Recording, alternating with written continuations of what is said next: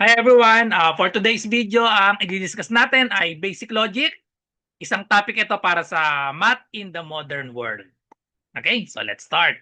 By definition, mathematical statements or propositions.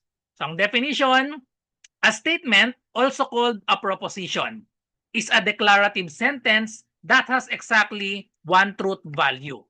It is either true or false. So kailangan para matawag siyang mathematical statement or simply statement or another term is proposition, kailangan meron siyang exactly one truth value.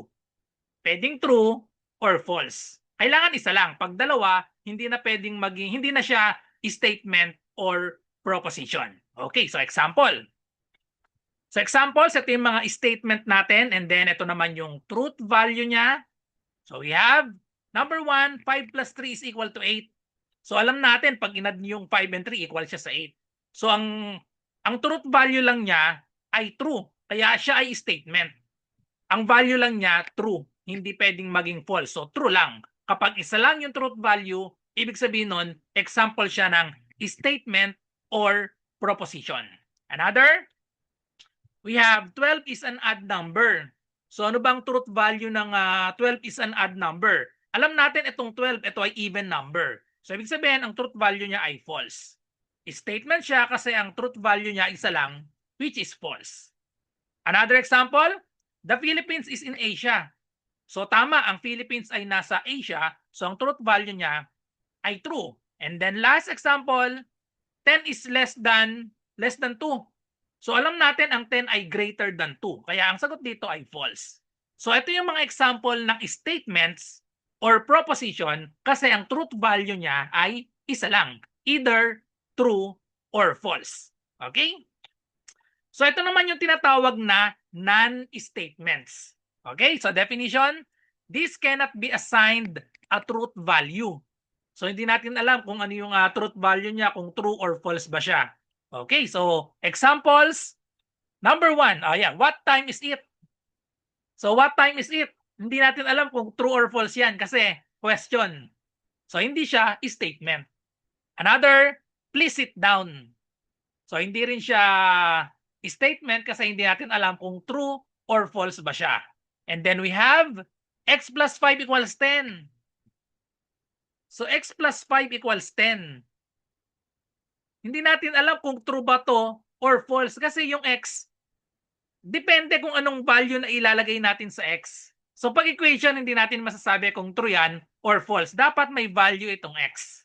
Okay? And then how are you? Question siya, no? Kagaya nung what time is it?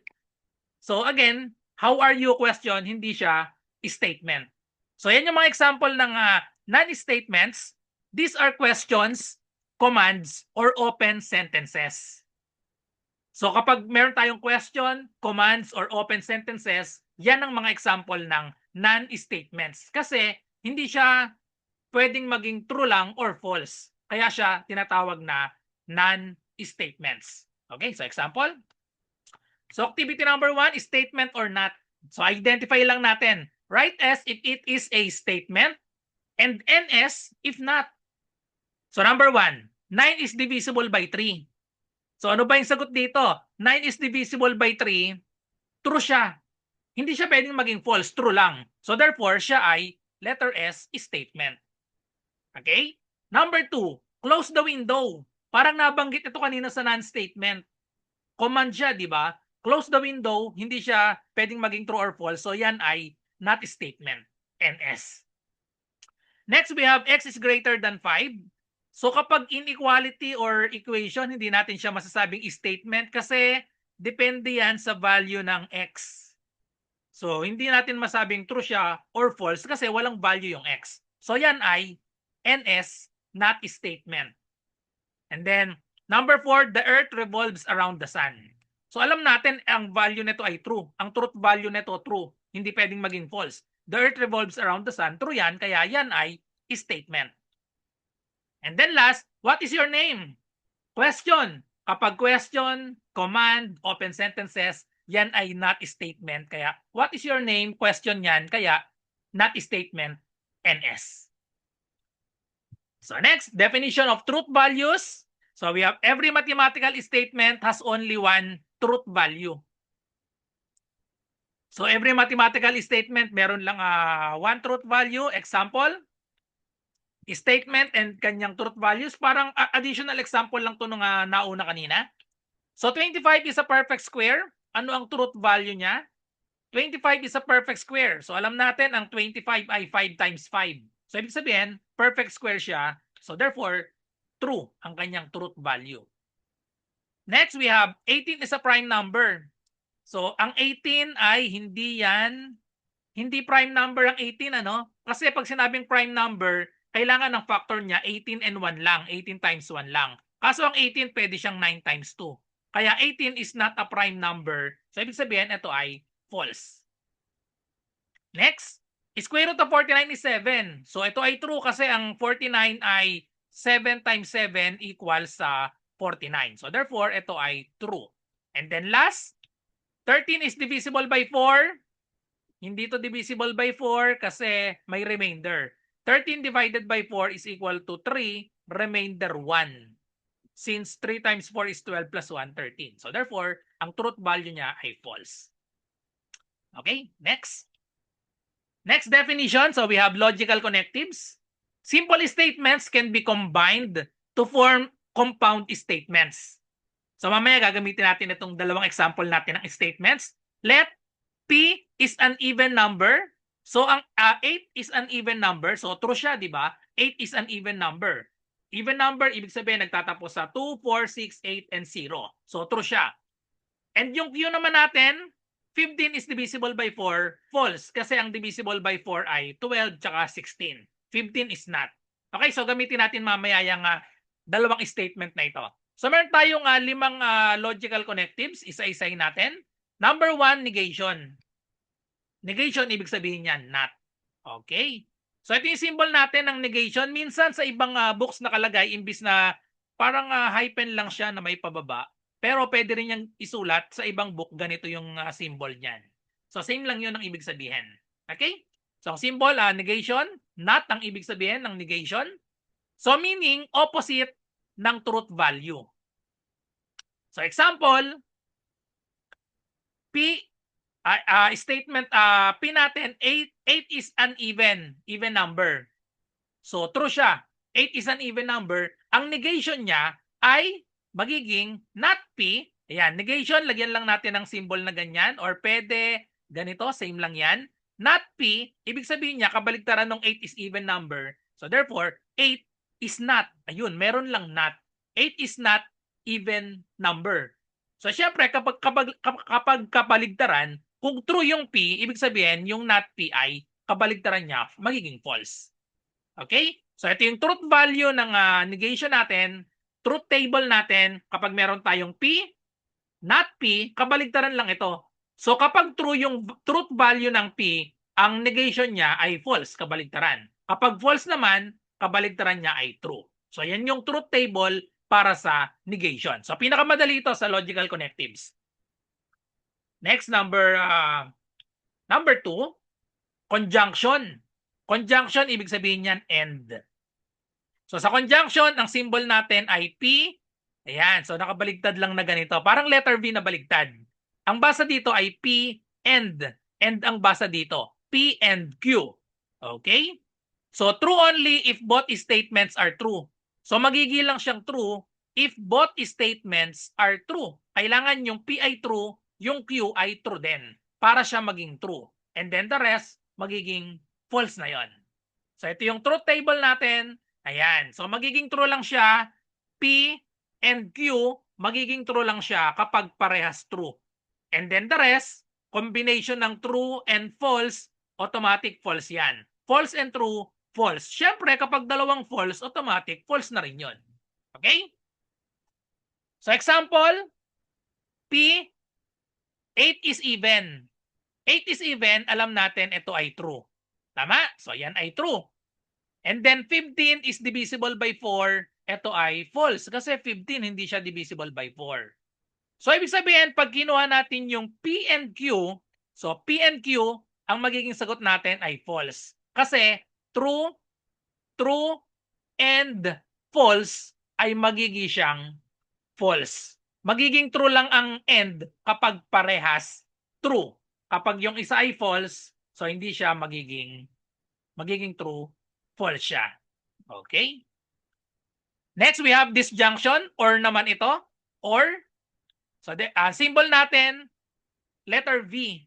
Kapag end, tandaan nyo lang, kapag end, baligtad na V. Kapag or naman, letter V. Okay? So, false only if both statements are false. Okay?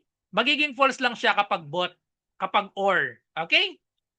So, ito yung truth table niya, magiging false lang siya. Ayan. Kapag parehas false, tsaka lang siya magiging false, and then the rest, true lahat. Okay? So, tandaan sa end, isa lang ang true. Sa or naman, isa lang ang false. So, parang baligtaran lang sila. So, next we have example. Same example tayo. Same proposition. Ang P natin, 8 is even. Alam naman natin yan ay true. 15, ang statement Q natin, 15 is divisible by 4. That is false. So, pag pinagsama natin, true or false, ang magiging sagot dyan ay magiging siyang true. So, P or Q equal siya sa true. Kasi pag isang true, true na yon. True or false equals true. Isa lang ang kailangan maging true para maging true siya. Kasi nga, or. Okay? Another. Number 4, conditional. So, if then. So, ito yung if then statement. Conditional. So, definition or symbol. Ito yung symbol ng if then statement. If P, ang basa dito, if P, then Q. Pwede rin P implies Q. Pero mas binabasa yan ng if P, then Q. Or P implies Q. Okay? So, false only when P is true and Q is false. So, isa lang yung false dito. False only when P is true and Q is false. And then the rest ay true na siya. So, ito yung truth table natin. Magiging lang siyang false dito kapag true ang P, false ang Q, equal siya sa false, tapos the rest ay magiging true na lahat. Okay? And then, example, if 8 is even, then 15 is divisible by 4. So, yung 8 is even, alam natin, ito ay true. 15 is divisible by 4, ito ay false. So, pag binalikan natin, true implies false, magiging sagot natin dito ay false. If P is false and Q, if P is true and Q is false, then ang answer natin ay false. If P is true and Q is false, therefore the answer is false. Okay? And then last, connectives natin, ayan, biconditional, ito naman yung if and only if. If and only if. So, ang symbol natin, dalawang arrow. Yung if then statement natin, isang arrow lang sa right. Kapag dalawang arrow, ibig sabihin yan, if and only if. Okay? And then, true when both statements have the same truth value. So, ito yung truth table natin. Tig-dalawa ito. Dalawang false at dalawang true. So, yung truth table niya, kapag same daw ng truth value. Ibig sabihin, pag parehas true, true siya. Kapag parehas false, true din siya. And then the rest, pag pinaghalo yung true and false, automatic, false siya. So, yan yung 5 logical connectives na gagamitin natin dito. So, i-summarize natin, ito yung mga formal name natin, symbol, ito yung basa, at ito naman yung form. So, i-summarize natin, negation, ito yung symbol natin, ang basa ay not, symbol, not P. Okay? Or sa ibang book, ganito yung ginagamit. Parang hyphen na merong pababalang na maliit. Okay? And then we have conjunction. Ang basa dito sa symbol na to, baligtad na V ay end. Sa symbol naman siya, ganito siya. P and Q ang basa. Disjunction, letter V lang yan, or ang ibig sabihin, so in symbol, P and Q. And then conditional, ang symbol natin ay arrow, naka-point sa right. Ang basa dyan ay if then. If then yan, so ibig sabihin yan, if P, then Q. And then last, the biconditional, double arrow ito, ang basa dyan ay if and only if. So, P, if and only if, Q. Okay. So example. Example number 1. P, proposition P ay study mathematics. Q ay pass the examination. R, it is raining. And S, I bring an umbrella. So ang gagawin natin, translate the symbols into statements.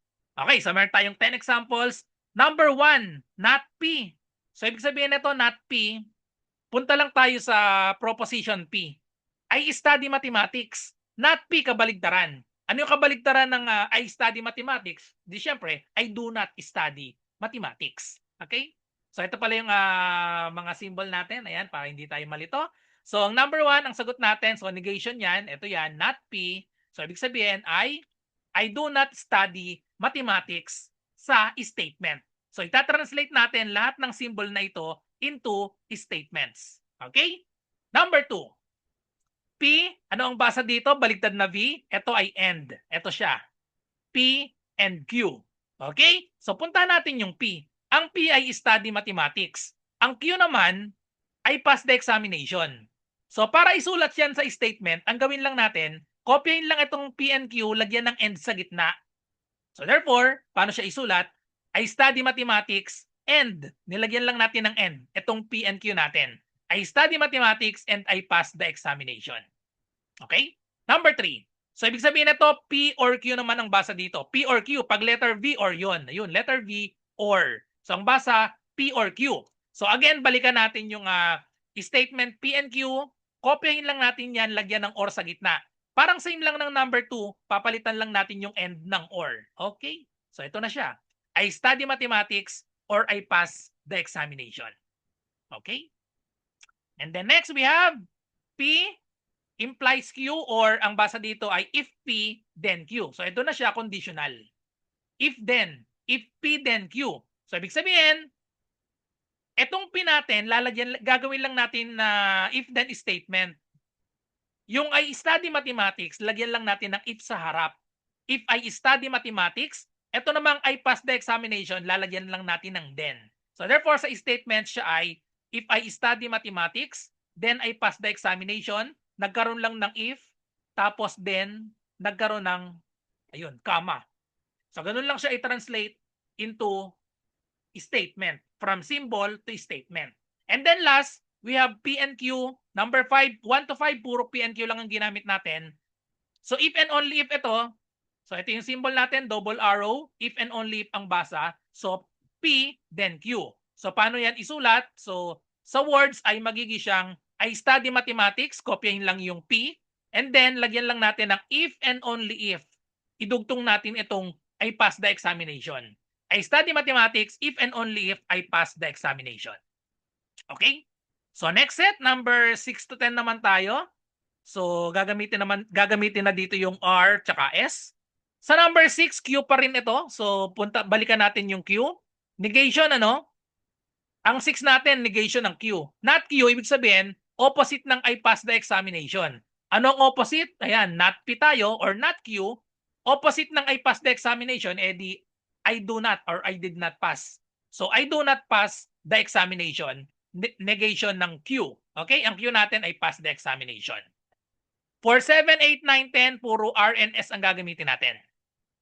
Number 7, R and S. So ito tayo, R and S. It is raining, lagyan lang natin ng end. Lagyan lang natin ng end sa pagitan. It is raining and I bring an umbrella. Okay? Number 8. So magigilang or ito. Tingnan nyo lang yung symbol. Pag letter V or yan. So therefore, it is raining or I bring an umbrella. Number 9, if then statement. So lagyan lang natin ng if sa harap yung umbrella or yung raining. If it is raining, then I bring an umbrella. And then last, number 10. So if and only if. So it is raining, if and only if I bring an umbrella. So next example, baliktarin naman natin. Example number 2. Baliktarin naman natin. Translate the statements into symbols naman. Okay, so given, ganun pa rin yung ating proposition or statements. P, Q, R, S, same statements. Okay, baliktarin natin ngayon. I study mathematics or it is raining. So, isulat natin dito yung guide natin. Or wala pala, hindi ko pa nandito lang pala. So yan, hindi ko pala na-copy dun sa kabila. So kailangan kabisado na natin ito. Okay, so I study mathematics or. So paano magiging sa symbol na to? I study mathematics, yan ay P. Ano ang symbol ng or? Ang palatandaan ko dito sa or, letter V yan. Para wag akong malito, yung or V, syempre yung end, kabaligtaran. So, ang tinatandaan ko lang yung or, yun ay V. Okay? And then, or it is raining, idugtong natin yung it is raining, R yun. So, therefore, P or R. Okay? And then, next number 2, I do not study mathematics. Kabaligtaran ng I study mathematics. So, ibig sabihin, in symbol, siya ay magiging not P. Okay? Not P kasi I do not, nandun yung not. I do not study mathematics. Tapos end naman ito, edi ang symbol ng end ay kabaligtaran ng V ay pass the examination. So idugtong natin yung pass the examination, letter Q. So therefore, not P and Q in symbol. And then for number 3, it is raining. Okay, it is raining. Ano yung it is raining? Hanapin natin. Yun ay R. Yun yung R. It is raining R. Yun, meron tayong if and only if. Pag if and only if, yan, dalawang arrow yan. Okay? I bring an umbrella. Hanapin natin yung I bring an umbrella, letter S. Okay? Sa symbol R, yan, double arrow, and then S. Then next, if then statement itong number 4. If, ayan, so pag if I study mathematics, hanapin natin yung study mathematics, so letter P. Tapos, dahil may if yan, automatic, may arrow yan. Arrow sa right. If I study mathematics, may kadugtong pa pala. If I study mathematics and pass the examination. Okay. Dalawa pala ito, may end. If I study mathematics and pass the examination. So, nasan yung study mathematics tsaka pass the examination? Pagsasamahin pala natin yun. Lagyan natin ng symbol for end. Ito yung symbol for end. Ito. Symbol for end and then I pass the examination, Q. Okay. Tapos, lagyan natin ng parenthesis kasi dalawa sila. If I study mathematics and pass the examination, may if yan. So, ibig sabihin, lalagyan natin dito ng arrow. Okay? So, parang ilipat natin. Medyo hindi nakita. Natatakpan ko yata, no? Ayan. So, ayan. Baba ko ng konti. Ayan. So, implies, then it is raining. Hanapin natin yung it is raining R. So, therefore, ito siya. Okay? P implies, P and Q implies R. Or, ito ibig sabihin niyan, if I study mathematics and pass the examination, so end siya, tapos, then it is raining, kaya implies R. Okay? And then for the last one, i-convert natin sa symbol. Number 5, if I study mathematics, then I pass the examination and it is raining. O, dalawa ulit. If then statement, tapos dalawa ulit. So, unahin natin yung I study mathematics. Dito na natin isulat sa taas para malaki. I study mathematics, so lagay natin P. Merong then, edi ilagay na natin agad yung implies. Tapos, I pass the examination and it is raining. Edi lagyan natin ng parenthesis, dalawa kasi yan. I pass the examination, nasaan yung I pass the examination? Ito yon, Q. Tapos, yung meron tayong end. End, edi baligtad na letter V. Okay, so P, Q, and then end, it is raining, letter R. Okay, so in symbol, ito yung number 5. P, if and or, if P, then Q and R. Okay? So next, number 3, truth values naman tayo sa number 3, 4, and 5. So example number 3, truth values tayo dito. 12 is divisible by 3.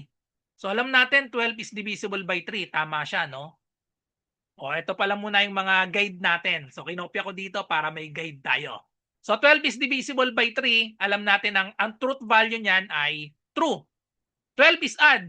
Mali ito. Kasi 12 is even. So yan ay false. So ngayon, alamin natin yung truth value niya. Letter A, not P. Nasaan yung P natin? Ito yung P natin, 12 is divisible by 3. So yung not P, kabaligtaran daw ng true. Ang not P natin ay true. Or ang P natin ay true. So yung kabaligtaran, not P, edi magiging false yung sagot natin. Kabaligtaran netong true. Okay? So therefore, false. And then for letter B, ang symbol na to ay end. Diba? P and Q. So P and Q, ibig sabihin yan ay true or true and false. Pag true and false, tingnan natin, ito yung end natin. True and false, ang magiging sagot ay false. Kailangan sa end, parehas true para maging true. So therefore, letter B natin ay false. Okay, so letter C, or naman ito. Kapag or naman, true or false, magiging ang sagot dyan ay true. Kapag or, isa lang ang true, true na siya. So nasa yan sa table, ito yan, true or false, true. Okay, so ito yan, or. True or false, true ang sagot sa letter C. And then, dito naman sa letter D, if P, then Q. So if P, then Q, isa lang yung magiging false sa if P, then Q kapag true, tapos false. So ito siya, if true, so ito yan na true. If true, then false, equal siya sa false. So therefore, letter D, ang sagot natin ay false. Okay? So example number 4. 4 squared equals 16. So alam natin, ito, alamin natin yung truth value muna. 4 squared equals 16. Tama, no? 4 times 4 equals 16. So therefore, yan ay true. And Q naman, 20 is a prime number. False. False yan kasi ang 20 hindi siya prime. May factor siya, ang dami, no? Ang 20 ay 20 times 1, 20 times 1, pwede siyang 5 times 4, pwede siyang 10 times 2. So hindi siya prime. Siya ay composite number. Okay, so ano yung truth value natin? Find the truth value of not Q. O alamin natin yung Q. Ang Q ay false. So ibig sabihin, kabaligtaran ng false, di magiging truth value ng not Q ay kabaligtaran ng false, kaya true. Nasaan yung Q natin dito? 20 is a prime number. Mali ito, mali ako ng pagkakatype. Not Q, ang Q natin ay false, 20 is a prime number, false. So dapat ang truth value ng not Q, true dapat, kabaligtaran. So sorry dito, mali ako ng lagay pala. And then we have 20 is not a prime number. Parang naulit lang dito yun, no? So yung letter Q. Alam ko na, dapat ito pala, yung letter A, not P yata ito. So mali ako ng type. Pero dahil Q na nga yung nakalagay dyan, true yan. Pero kung P yung given natin dito, kung meron tayong not P, ilagay na rin natin, yung not P, ito yung magiging false. Kasi yung P, ito yung P, ang P ay true. So yung not P, yun yung false. Tapos letter B naman tayo, 20 is not a prime number. At ang letter Q natin, prime number. So yung 20 is not a prime number, ito naman yung magiging true. Kasi 20 is not a prime number, yan ay true. And then false din kasi yung nakalagay dito, kabaligtaran yan. Yung Q, 20 is a prime number. Yung not Q, ibig sabihin yan, 20 is not a prime number. So kabaligtaran ng false, magiging true siya. Okay?